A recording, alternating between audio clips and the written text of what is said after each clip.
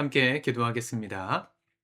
하나님 아버지, 감사합니다. 우리에게 새날 주시고, 오늘도 호흡하며, 예배하며, 이 하루 시작하게 도와주시니 감사합니다. 사랑하는 성도들의 복된 하루가 하나님의 영광이 드러나는 하루 되게 도와주시고, 또 주님의 부르심 가운데 온전히 순종하고 반응하는 우리의 노력 가운데 부으시는 풍성한 주의 은혜가 사랑하는 모든 성도들의 한 걸음 한 걸음 삶의 모든 자리에 함께하여 주옵소서. 예수님의 이름으로 기도드립니다. 아멘. 우리 찬송가 429장 함께 찬양하겠습니다.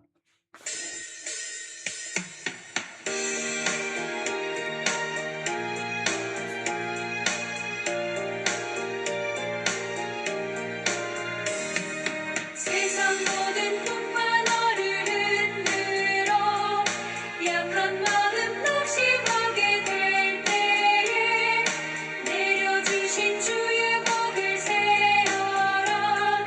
주의 크신 복을 내가 알리라. 많은 복을 세어 보아라. 크신 복을 내가 알리라. 많은 복을 세어 보아라. 주의 크신 복을 내가 알리라. 세상 근심 걱정 너를 두르고 십자가를 등에 지고 나갈 때 주가 내게 주신 복을 세어라. 두려움 없이 항상 찬송하리라. 많은 복을 세어 보아라. 크신 복을 내가 알리라. 많은 복을 세어 보아라. 주의 크신 복을 내가 알리라.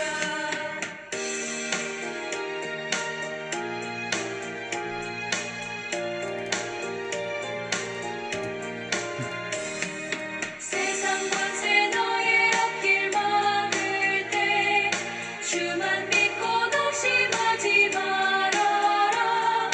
천사들이 너를 보호하리니 염려 없이 험한 보고 나가라. 많은 복을 세어 보아라. 크신 복을 내가 알리라. 많은 복을 세어 보아라. 주의 크신 복을 내가 알리라. 아멘. 오늘 하나님 말씀은 창세기 11장 1절에서 9절까지의 말씀입니다. 같이 먼저 읽고 묵상하도록 하겠습니다. 11장. 온 땅의 언어가 하나요 말이 하나였더라. 이에 그들이 동방으로 옮기다가 신할 평지를 만나 거기 거류하며 서로 말하되 자, 벽돌을 만들어 견고히 굽자. 하고 이에 벽돌로 돌을 대신하며 역청으로 진흙을 대신하고 또 말하되 자, 성읍과 탑을 건설하여 그 탑 꼭대기를 하늘에 닿게 하여 우리 이름을 내고 온 지면에 흩어짐을 면하자. 하였더니 여호와께서 사람들이 건설하는 그 성읍과 탑을 보려고 내려오셨더라. 여호와께서 이르시되 이 무리가 한 족속이요 언어도 하나이므로 이같이 시작하였으니 이후로는 그 하고자 하는 일을 막을 수 없으리로다. 자, 우리가 내려가서 거기서 그들의 언어를 혼잡하게 하여 그들이 서로 알아듣지 못하게 하자. 하시고 여호와께서 거기서 그들을 온 지면에 흩으셨으므로 그들이 그 도시를 건설하기를 그쳤더라. 그러므로 그 이름을 바벨이라 하니 이는 여호와께서 거기서 온 땅의 언어를 혼잡하게 하셨음이니라. 여호와께서 거기서 그들을 온 지면에 흩으셨더라. 아멘. 잘 알려진 바벨탑 사건입니다. 사실은 바벨이라는 지명 또 나라 어떤 그런 명칭은 이 왕정 시대, 그러니까 우리 성경에서는 열왕기, 열왕기하, 역대상하, 요때, 그 당시 세상을 제패했던 바벨로니아 제국에서 온 말입니다. 그래서 사실은 창세기의 시대에는 바벨이라는 나라가 없었는데 어떻게 이 이름이 여기 쓰여졌을까를 학자들이 많이 고민하고 연구합니다.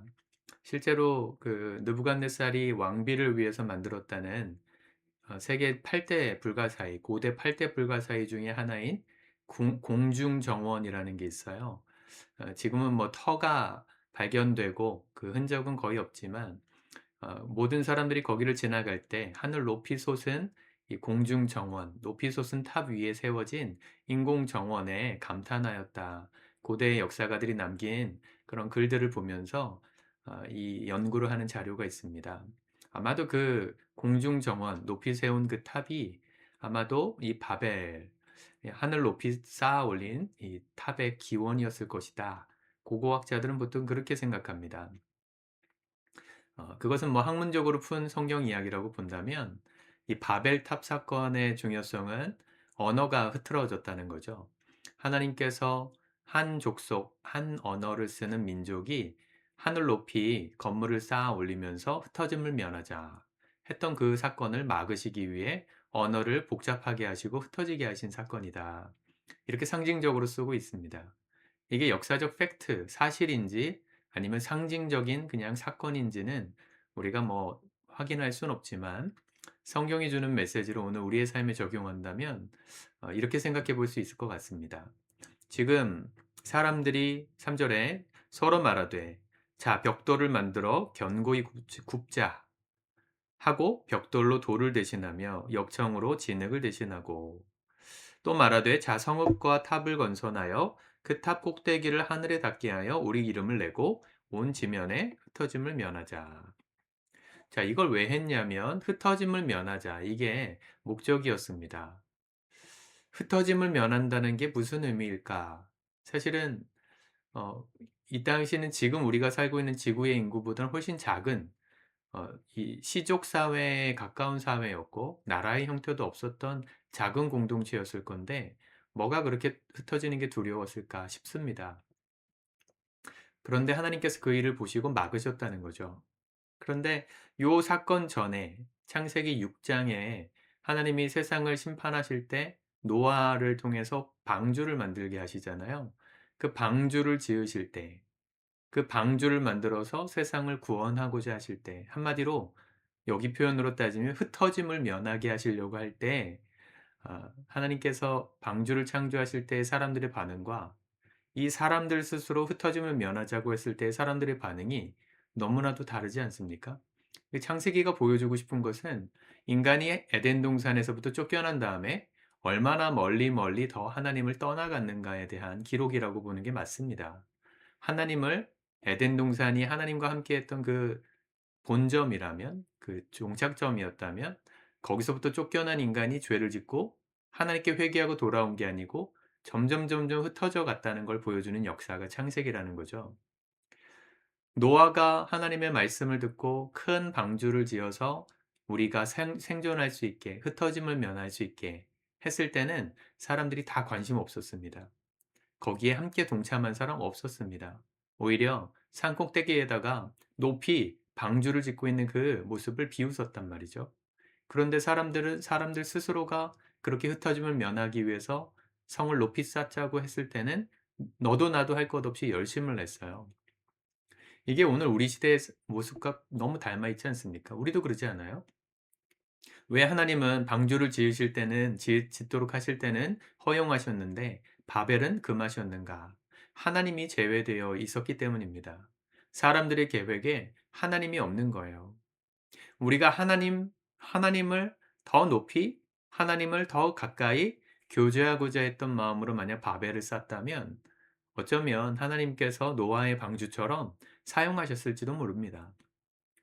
그런데 하나님 없이 높아진, 하나님 없이 계획한 인간의 그 모든 것들이 결국은 심판의 대상이 되었다는 것이죠.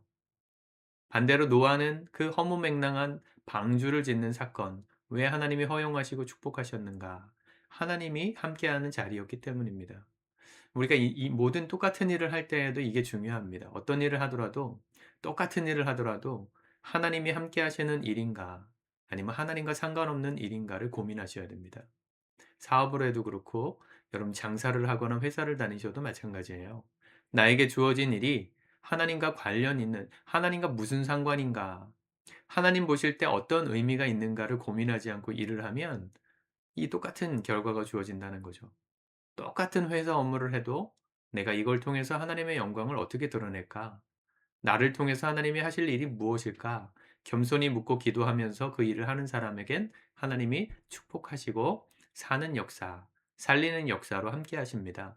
그런데 내가 열심히 일하고 회사에서 주어진 일을 하는데 이게 하나님과 전혀 상관없는 일이라면, 내가 열심히 경제 생활에서 돈을 많이 버는데 그게 하나님과 아무런 관련이 없는 내 개인적인 욕심 때문이라면, 그러면 하나님은 흩으신다는 거죠. 우리의 삶에 하나님이 함께 가까이 계시기를 주님 언제나 바라십니다.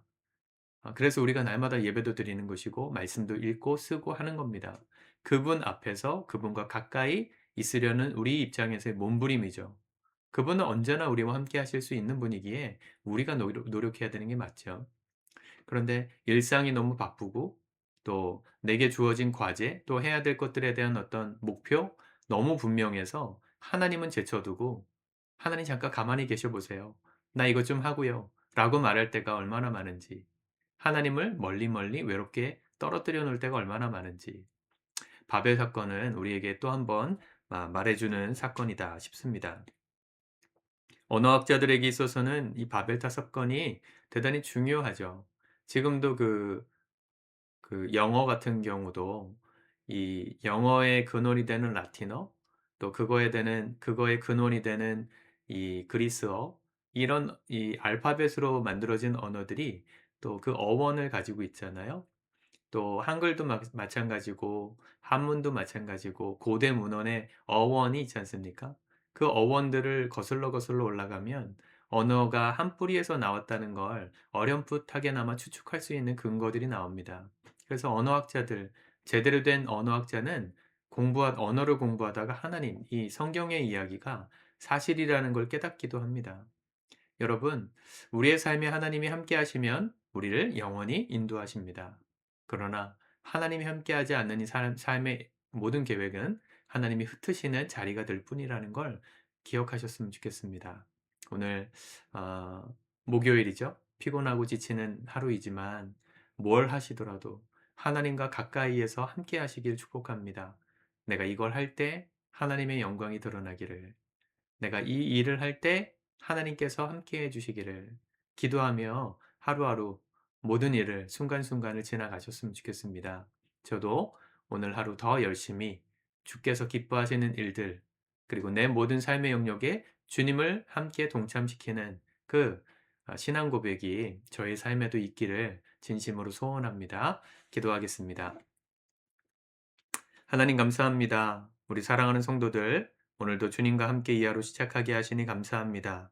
무엇을 하며 또 어떤 일을 하는지보다 더 중요한 것은 그 일에 주님이 함께 하시는지 아닌지가 더 중요하다는 걸 배우고 깨달았습니다.